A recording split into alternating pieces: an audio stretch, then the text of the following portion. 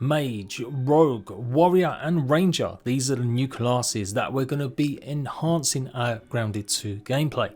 But are they really actually new classes, or is it more just a simplification of the Grounded combats that we know and love? Hello Ratbags, it's Jade today going over some combat and particular focus on the Rogue class. It's the one we've kind of got the most information and reveals about with armor, weapons and mutations. Don't worry, I'll be taking a deep dive into some of the other stuff, but I feel like this deserves a video on its own. And quite frankly, I do want to see a little bit more info about stuff to do with ranged as well as obviously warrior class. Find this video useful, leave a like and let's go.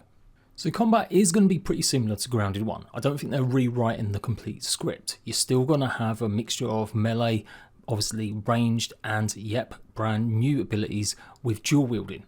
Does look like some returning weapons like spears will be making it back, but also looks like a whole bunch of gear is going to be completely brand new, including new staves replacing the ones that we had previously. But what I was most excited about was seeing the dual wielding stuff. So dual wielding fits under the rogue archetype, and that's what the Grounded devs are kind of calling it. It doesn't mean they're going to be completely new classes that you have to stick with. Instead, it just guides you, give you a bit more streamlined about what weapons, what armor suits that particular playstyle. You're still going to be able to mix and match and do whatever you want, but they seemingly want to make things a bit more simple for players so you can really start to flesh out builds more. So yep, mage, warrior, ranger and rogue, not assassin.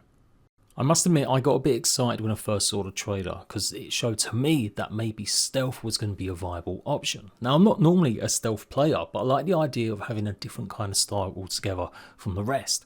But it was clarified by the lead director of Grounded 2, Chris, that it's not like you're going to do extra damage just because you're sneaking. It is definitely more geared towards rogue, where rogue is kind of getting more critical hits, moving around fast. You can absolutely use a bit of stealth and more suited to light, quick, fast moving weapons.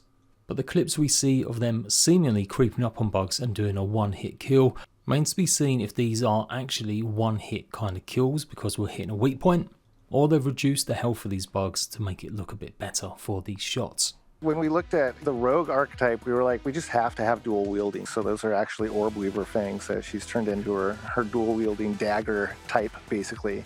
And with the rogue, like, you might do a little bit of sneaking, but that's not really what Grounded 2 gameplay is all about. Like with the rogue, what you are is sort of like your glass-jawed, heavy damage dealing melee fighters. But we also added in the ability to dash. So when you're playing a rogue character, you tend to dash in and out of danger. You could also dash in and do like heavy attacks, which are pretty cool. So there's a lot of new and different options there. So straight from the dev's mouth, I've already seen some confusion over it. You're not going to be doing extra sneak damage. So I was slightly disappointed by this, but at least, hey, we have got this kind of rogue class that can dash around maybe a bit more depending on the armor you're using, which I'm guessing is going to be based about giving you more stamina and regaining your stamina quicker.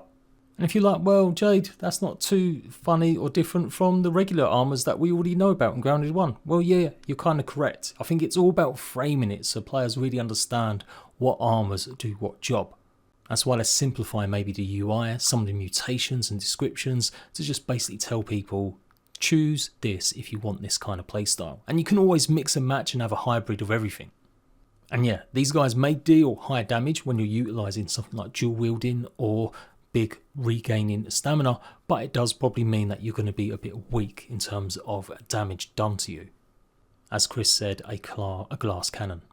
But it's so cool. If we can have poison applied to these daggers, which are the Wolfbane ones, on top of the Orb Weaver daggers we've already seen and Chris spoke about, that'd be really cool. Just more debuffs to apply. I think that would be the way forward. So weapons that definitely fit the kind of rogue style are going to be dual-handed.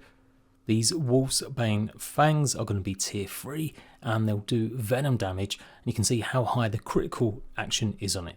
And that's another new thing, it will now show in combat for your weapons exactly how much critical damage they do rather than a hidden stat.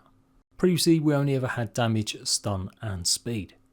Shout out to Woodbrosier from the official Discord with this theory that daggers are all going to be two-handed and potentially sickles might be one-handed. So if you are sad about the idea that you won't be able to have a one-handed kind of dagger or light build, there may be hope.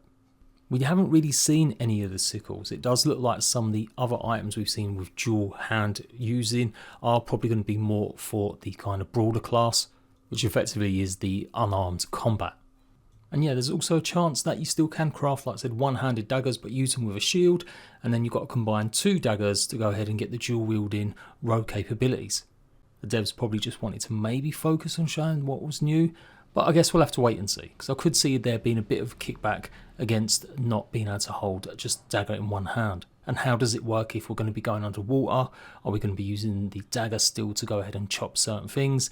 They're the kind of things that we're going to have to find out. So to get proficient with daggers and sickles, we are going to be killing obviously more bugs. And yeah, you can see here, 40 creatures, 100 creatures, 200 creatures are the different stages to unlock the full effects of the assassin mutation.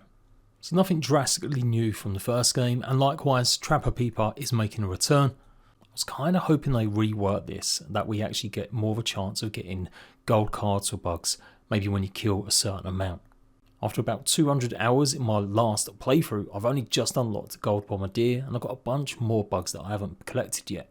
Effectively means this mutation, especially for this type of build where it gives more chance of giving critical hits, or I should say extra critical damage, you may never really get to fully utilise. And last mutation that is going to help with the rogue class that is confusing quite a few people is the ambush. Lurk in the shadows, you master the art of ambushing creatures to deliver yoked blows. Land 30, land 80, land 150. Now to ambush is to attack unaware enemies, right? And so that may still be the case that if you trigger a heavy attack, which is what is going to cause that particular move that we see shown on this ladybug, with the creature actually not sensing you or attacking you, that will count as an ambush. But I don't think it's tied exclusively to sneaking because of what the devs said, where sneaking is there a little bit, but not really the big focus. So some benefits may be to sneaking. I'm really hoping this is the case, to at least trigger this ambush mutation, but yeah, this is just the heavy attack that does the dash one. I really think Rogue is going to suit massively you riding alongside your Revenant soldier, letting him take some of the maybe heat, tanking some damage from an enemy, while you do lots of hits from the side and critical hits dodging around. Does look like there is a free combo hit again with lots of the weapons, and especially maybe only for dual wielding. Pressing the RT or the R2 button, whatever it is on keyboard, gives you the dash strike. And yeah, this is the same attack you'll use while ambushing creatures. So right now, as far as I can tell, we only see 2 sets of dual wielding daggers, the Wolfsbane ones and the Orb Weaver ones. So let's look at some of the armor sets that complement this playstyle. So yeah, the most obvious thing that this armor set is made out of wolf spider parts. Since literally the daggers are called Wolfsbane, it would make sense that it would be an armor set that kind of accompanies them, and it's got the same kind of vibe. You can see the little hairs or spikes sticking out of the daggers, as well as the armor set itself. I had contemplated whether it might be from the new Tarantulas, whether or not it's going to be just a single boss or maybe more of them running around, especially as the Wolf Spider, the original one for Grounded, doesn't appear to have the same sort of vibe. But of course, the wolf spiders have had a glow up, and you can clearly see, to my mind, yeah, it's going to be this armor set. Giving much more of a shinobi style feel to the hood especially, as well as the leg wraps. Now the armors, the older ones, have had a bit of a change as well. Pretty much every one, bar maybe Clover, looks slightly different. And for sure, the regular spider armor that you got mostly from Orb Weaver parts has changed too. Pretty much got the same as the Wolf Spider, a bit more of an open hood. So we know at least on early access we're going to have access to 2 spider armor sets, and they both seem to support dual wielding. And yeah, these daggers you're seeing, they are different from the actual Wolf Spider ones. These seem to be the Orb Weaver daggers, as they don't have the little strands of hairs on them like the Wolf Spider ones do. Of course, any kind of light armor set should maybe complement this type of playstyle, and we've seen from the Clover set that's like the very basics. But you probably don't want to be rolling around in a Clover armor set while you're trying to beat a rogue, given that you also need that protection, as you are going to be losing a lot of health every time you're hit. But yeah, I'm counting it up right now with the focus, 2 different armor sets here, and 2 dagger sets supporting rogue archetype. Now this mask looks absolutely badass and it might be part of the same armor set we're seeing, but I don't think it's really guaranteed it's going to be specifically for rogue playstyles. There's also screenshots of Pete using a bow with it, so it could be maybe a light to medium armor. But for once I'm trying to not over speculate. It'd be so cool if they really go down a ninja route, if we get more abilities from things like Shinobi Sneeze, where it does a better job. How about having some shurikens made out of, I don't know, something like glitter? Or absolutely dream item, a chakram. They once had boomerangs in Grounded 1. Go and check out some of my previous cut content videos for that. So it is something they've had an animation in the game for before. I'm sure it couldn't be that hard to make that into a chakram. That would be so sick. Lots of possibilities, anything can happen. Let me know in the comment section what kind of weapons, gear and playstyle you'll be going for or want to see in Grounded 2. I'll be back for a proper look, like I said, at some of the other stuff once we get more information, although I've probably got enough now to take a good look at maybe the mage gear and the mage playstyle. And that's it, I'll see you ratbags later.